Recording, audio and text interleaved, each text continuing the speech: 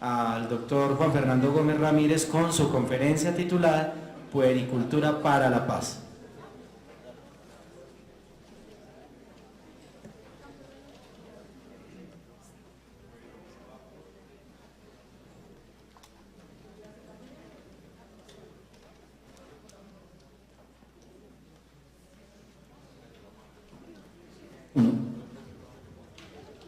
Vamos a terminar entonces esta jornada académica tan interesante de verdad, porque en ella aprendemos todos, los expositores, los asistentes. Es algo que cualifica mucho todos nuestros conceptos y que nos actualiza de una manera importante.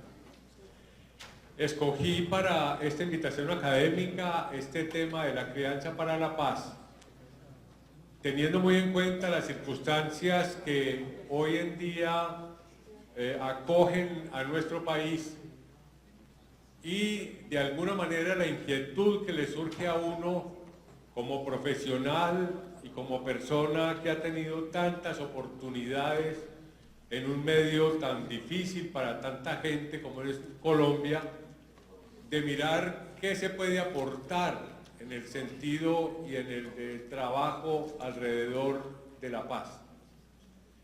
Nuestro grupo de puericultura en la Universidad de Antioquia lleva 5 meses trabajando de manera constante una propuesta de crianza para la paz que tiene lineamientos iniciales muy claros y salvedades muy claras, en el sentido de que la crianza no es una ecuación. No es que estemos tratando de fabricar personas pacíficas porque esto más esto da esto, y con otra salvedad importante consistente en que la paz es un constructo muy complejo que depende de muchísimos factores que tienen que ver, por ejemplo, con la equidad, con la justicia social, con las oportunidades, con la lucha contra la corrupción y con la educación, entre muchos otros. Como uno en la vida debe ubicarse en el punto en que puede ser útil y en que puede aportar frente a una situación tan compleja, estamos convencidos que el papel de nosotros como profesionales necesariamente tiene que ver con la educación. Y ese es el enfoque que queremos darle, y que para ello invocamos una reflexión que habíamos leído hace muchos años de la médica y gran educadora mundial María Montessori, que vivió de 1870 a 1951, en cuya trayectoria vital le tocó soportar 2 guerras mundiales, la primera y la segunda, y que opinaba al final de la Segunda Guerra que el fin de una guerra era función de la política y que la consolidación de la paz era función de la educación. Basado en eso, entonces, vamos a trabajar algunos elementos que consideramos importantes con este propósito educativo. Victor Hugo, el gran escritor francés, se preguntaba a finales del siglo XIX ¿de qué estará hecho el mañana? Esta es una inquietud que a todos de alguna manera nos agobia en algunos momentos de nuestra vida, y que en el caso específico, cuando pensamos en esto de la paz, cuando pensamos en el mañana, tenemos que referirnos necesariamente a las generaciones que inician su proyecto vital y a las que vendrán después. Sobre todo si, como dicen algunos expertos, entre ellos Boris Cyrulnik, que es tal vez el experto universal en resiliencia, entendida como la lucha contra la adversidad. Boris Cyrulnik dijo en Bogotá que en el caso específico de Colombia, él estaba convencido que se necesitaban 3 generaciones más para empezar a respirar un ambiente y un aroma de paz en nuestro país. Entonces uno empieza a mirar cuál puede ser nuestra responsabilidad en los padres de familia que acompañamos y quienes a su vez acompañan a sus hijos en el contexto de estas nuevas generaciones que van a crecer en la mirada de, por ahora, lo que llamamos tímidamente el posacuerdo de paz. Fernando Savater, que es uno de mis autores preferidos y uno de mis mentores intelectuales, dice que la paz equivale a la vida en libertad, sin temor de sufrir persecución o violencia, por las propias ideas o forma de vida, siempre que se atengan a la legalidad. Yo creo que este es un concepto que nos muestra cómo en el contexto de la paz podemos entonces vivir y expresar lo que es nuestra vida en el medio de un referente necesario y posible que nos permita la evolución armónica de la sociedad a la cual pertenecemos. La agenda que vamos a tener en esta conferencia, que les prometo va a ser corta, habla de unos fundamentos de la crianza para la paz, entendidos como la tolerancia, la bondad, la empatía, todos tres en el contexto de una crianza humanizada y humanizante. Analicemos en primer lugar la tolerancia. Abraham Lincoln dijo alguna vez que todos los humanos nacemos iguales, pero es la última vez que lo somos. Realmente sabemos que cada ser humano es un ser único e irrepetible, que es el producto de la estructura genética heredada de sus padres y de la forma como el medio ambiente y su estructura se correlacionan a medida que crece y se desarrolla para constituir un ser humano con unas características, unas aproximaciones a la vida, unos idearios que tipifican a cada uno como un ser especial. Esta característica de ser únicos e irrepetibles se convierte en un reto muy grande para la convivencia, y es ahí entonces donde el concepto de tolerancia adquiere una importancia fundamental. ¿Están de acuerdo los expertos en que la tolerancia definitivamente es el principio y es el origen de la paz? Avanzando un poco más en este concepto, la tolerancia se ha definido como el respeto y la consideración hacia las formas de pensar, de hacer y de sentir de los demás, aunque éstas sean diferentes a las nuestras. Yo creo que esa es una parte importante en el contexto del concepto de tolerancia. La tolerancia es reconocer que hay muchas maneras de ser humano en diferentes contextos culturales y sociales. Un país como nosotros es un ejemplo típico de las multietnias que lo habitamos y de la multiculturalidad. Todos sabemos que en el caso específico de la crianza, no cría igual un guajiro que un pastuso, que un paisa. Todo eso cambia y tiene una serie de connotaciones culturales que es necesario tener en cuenta cuando acompañamos este tipo de procesos. La tolerancia, dice la sabiduría popular, siempre tan sabia, consiste en vivir y dejar vivir. En términos sencillos, ese es el concepto básico de tolerancia. Tolerar es algo muy distinto a soportar. Hay gente que dice, no, pues yo me lo aguanto, ¿qué vamos a hacer? Me tocó. Ese concepto no implica tolerancia porque de alguna manera estamos haciendo una separación inarmónica de la otra persona, como tampoco la tolerancia es la indiferencia. La gente dice, no, es que para mí es como si no existiera, yo lo borré la vida mía. Y creen que eso es una forma de tolerancia cuando realmente se sabe que, dicen los expertos, lo contrario al amor no es el odio, sino la indiferencia. Y aquí cuando se tipifica la indiferencia, se tipifica también una forma clara de intolerancia. Por ello Adela Cortina, una filósofa española muy reconocida y estudiosa en estos temas, enfoca la tolerancia definiéndola como un respeto activo por la persona. Dice ella que el respeto activo debe entenderse como el interés por comprender a otros y por ayudarles a llevar adelante su proyecto de vida. Dice que el respeto activo por los otros usualmente desemboca en solidaridad.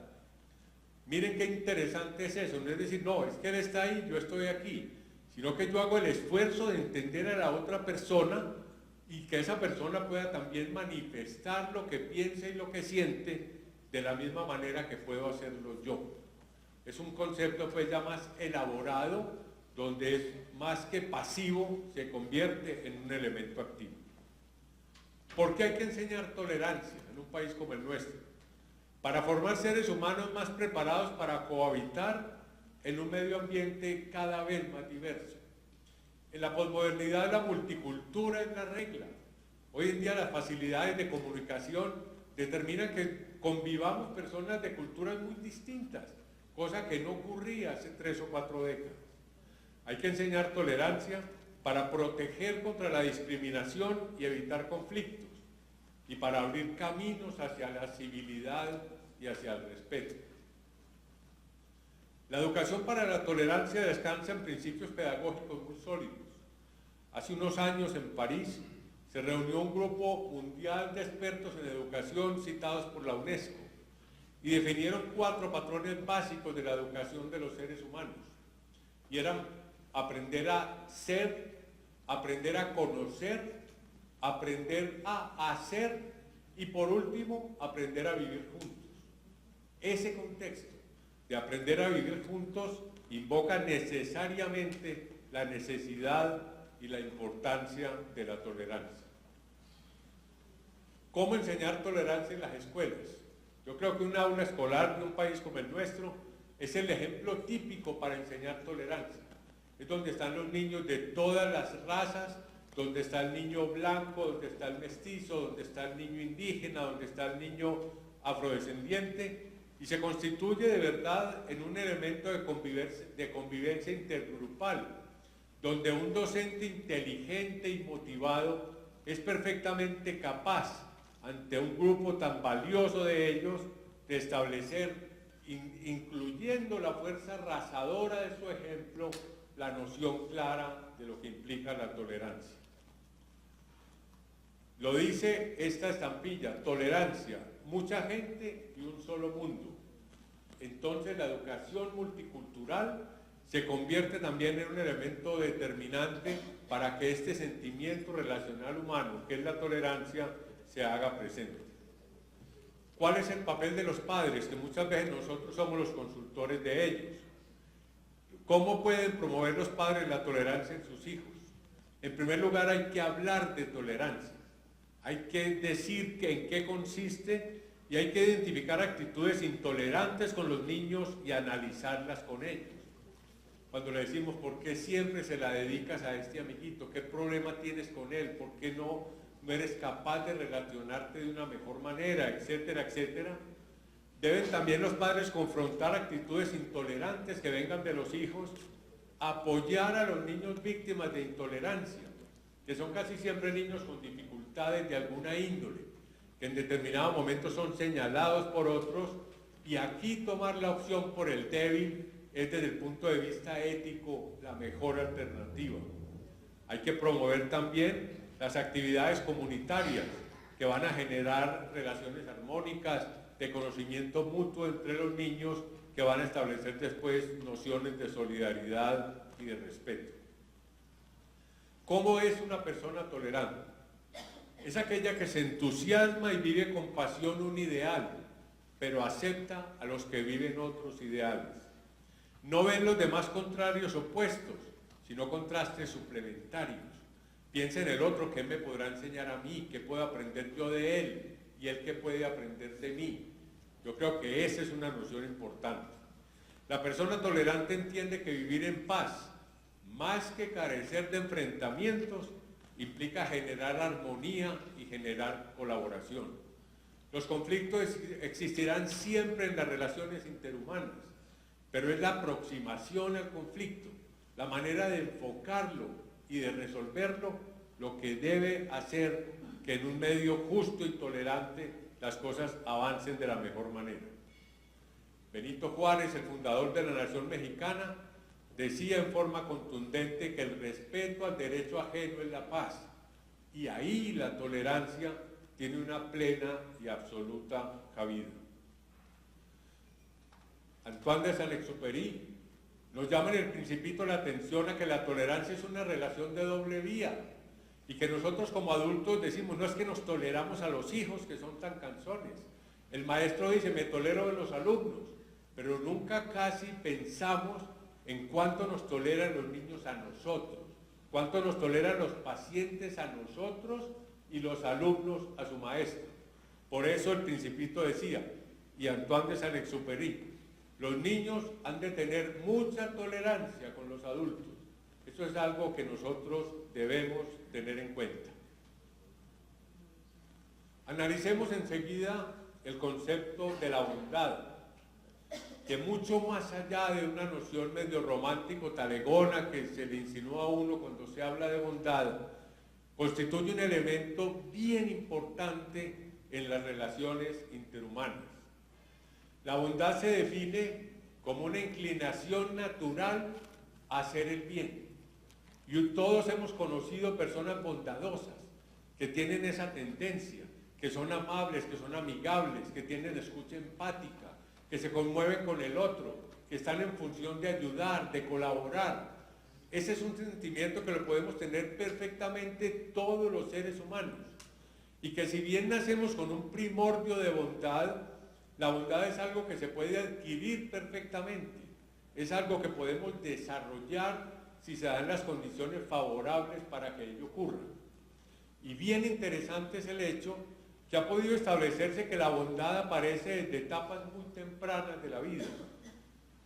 Y esto lo hago basado en este libro tan interesante que se llama El filósofo entre pañales, que fue escrito por Alison Gopnik, una investigadora de la Universidad de California, donde hace una serie de revelaciones sorprendentes sobre la mente de los niños y cómo se enfrentan a la vida.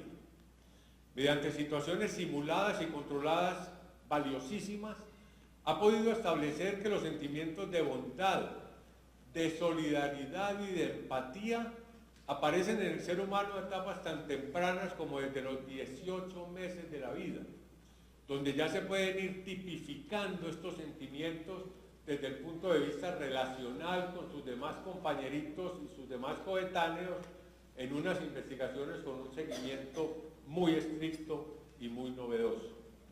O sea que si la fuerza del ejemplo arrastra en la crianza, esa fuerza del ejemplo unida a este primordio de estas relaciones favorables puede constituir desde etapas muy tempranas un niño bondadoso, un niño solidario y un niño empático.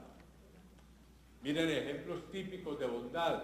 Yo creo que frente a una inundación, la actitud de esta niña es una demostración clara de bondad, sobreaguándose, casi ahogándose, pero defendiendo a su perrito en un momento determinado.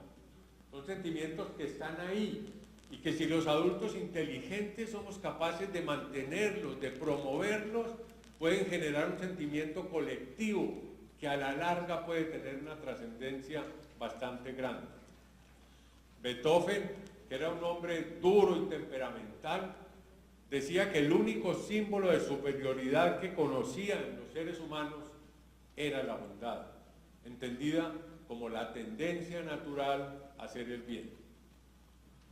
Querer llegar a ser bueno es gran parte de la bondad. Muchos dicen que la bondad es un camino, más que una meta de llegada. Y si en ese camino la bondad se ejerce y se promueve, va a generar una serie de cambios sociales muy importantes.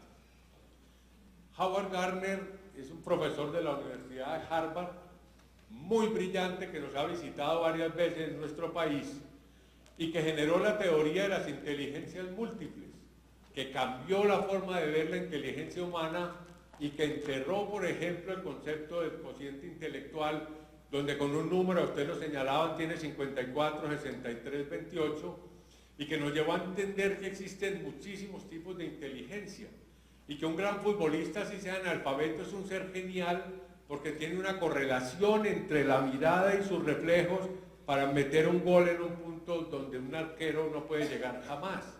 Y pudimos entender que la mente tenía una gran cantidad de elementos y de expresiones absolutamente respetables cuando nosotros no idolatrábamos sino la inteligencia matemática y de pronto algunas otras cosas de tipo literario.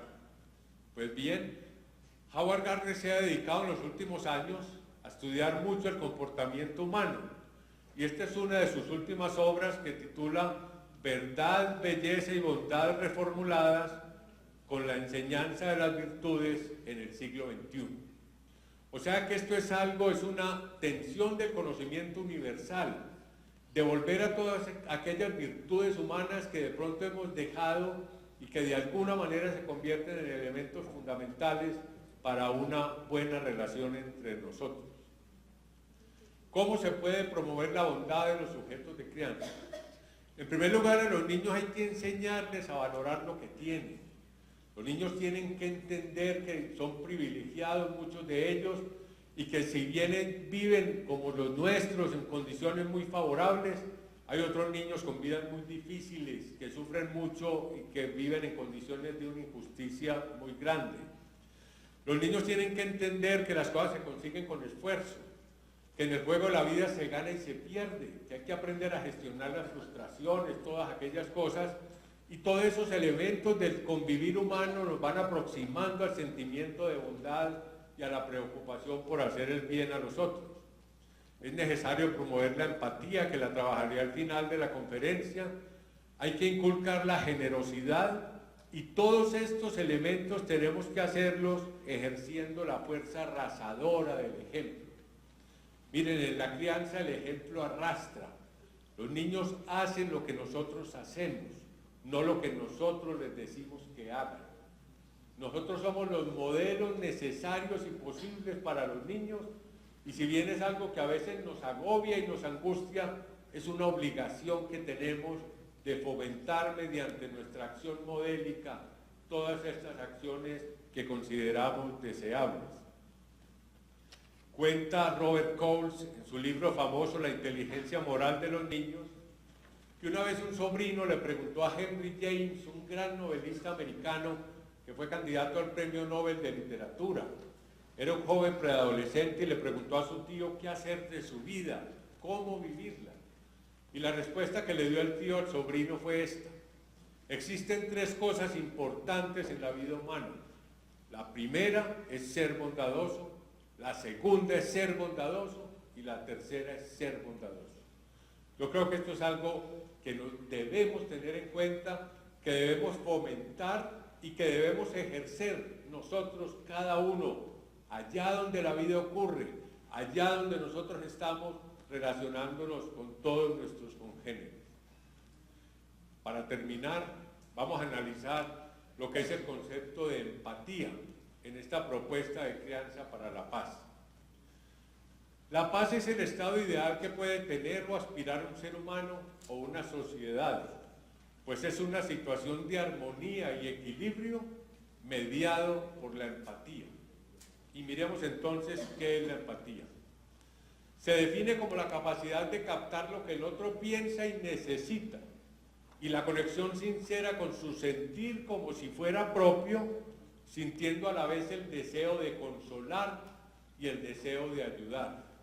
Es pues esta conexión donde yo me meto en el sentir y en el pensar del otro, con la idea de comprenderlo, y en un contexto y en un sentimiento de ayuda y de consuelo en el momento en que ello sea necesario.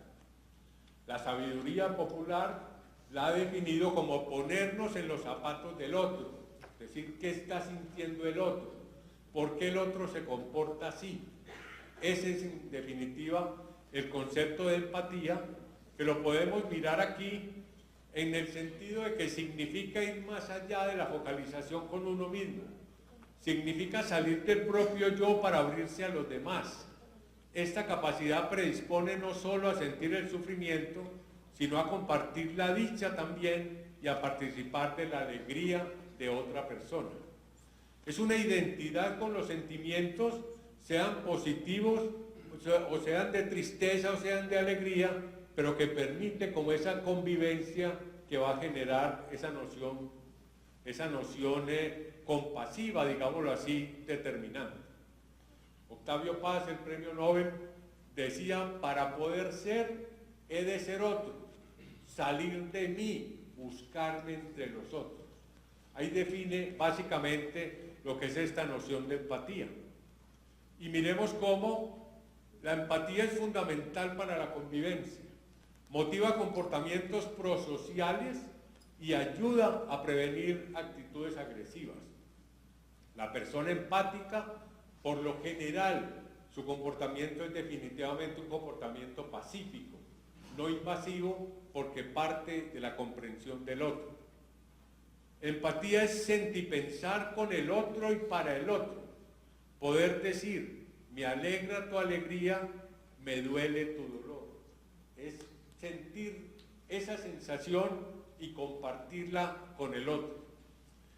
Quino en su genialidad muestra aquí lo que es la empatía. Yo creo que con una gráfica de estas podemos entender perfectamente la noción de la empatía. El niño intuye que las lágrimas implican sufrimiento e intuye que el chupete calma el sufrimiento, ¿cierto? Se mete en el mundo de su madre de pronto que está llorando y quiere ofrecer lo que él tiene y lo que él puede en un momento determinado. Esta gráfica nos muestra muy bien el concepto que queremos compartir con ustedes. La empatía es el resultado de una interacción de factores biológicos y ambientales que actúan y que están en constante cambio. Nacemos con una predisposición biológica a ser más o menos empáticos, ya lo decíamos, marcada por los genes, las hormonas y cómo se ha formado nuestro cerebro. Las vivencias posteriores hacen que se desarrolle en mayor o menor medida la capacidad de empatizar. Y aquí es donde viene la función del cuidador, del acompañante de crianza, del padre o madre, del profesor, todas aquellas personas que tenemos la inmensa fortuna de pasar mucha parte de nuestras vidas acompañando niños, niñas y adolescentes. Nunca debemos descalificar la acción que tenemos sobre ellos y sus respuestas, porque como dice Juan Villoro, la manera en que los niños descifran su universo, en este caso la tendencia a la empatía, muestra que nada es tan profundo como la inocencia. Los niños no son seres pasivos de nada, los niños son vigilantes de todo lo que ocurre a su alrededor y se impregnan de todas aquellas vivencias que nosotros como adultos y cuidadores les vamos ofreciendo en el contexto de la crianza y que ellos van a ir incorporando a su diario vivir como personas. Por eso nunca debemos minimizar la profundidad que tiene la infancia y la capacidad de proyectar una gran cantidad de situaciones que nos ocurren. La vida humana, dice esta experta, se tiñe de los valores vividos, principalmente durante la infancia. Es un elemento que debemos tener muy en cuenta. Las personas empáticas tienen una gran disposición para ayudar a los demás. Y no solo eso, es más difícil que se comporten de manera violenta, como lo anotábamos. En cambio, los niños, niñas y adolescentes que están expuestos a la violencia cotidianamente tienden a demostrar niveles bajos de empatía. Entre sus mecanismos de defensa y de respuesta se reúnen sobre sí mismos y no son capaces de hacer la exploración empática, la relación empática, la escucha empática, que en otras condiciones sí se darían.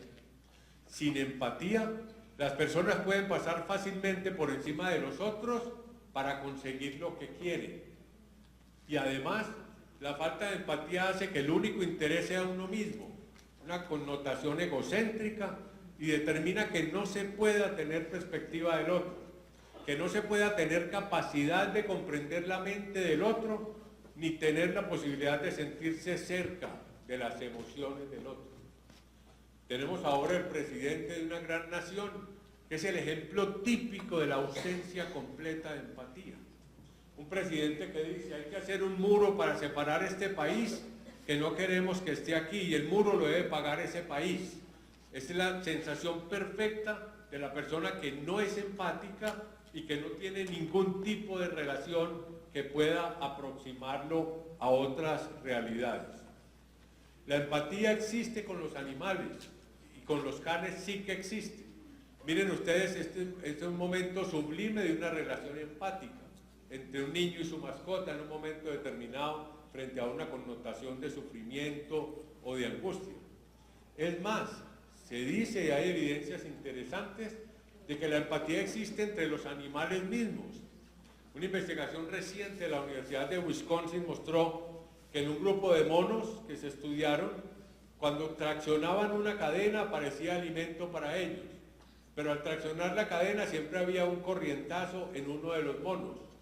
Y en determinado momento todos los monos aguantaron hambre porque sabían que cuando traccionaban la cadena inmediatamente había una descarga eléctrica para alguno de los compañeros. Hay estudios bien interesantes, etológicos, que todavía necesitan mejores desarrollos.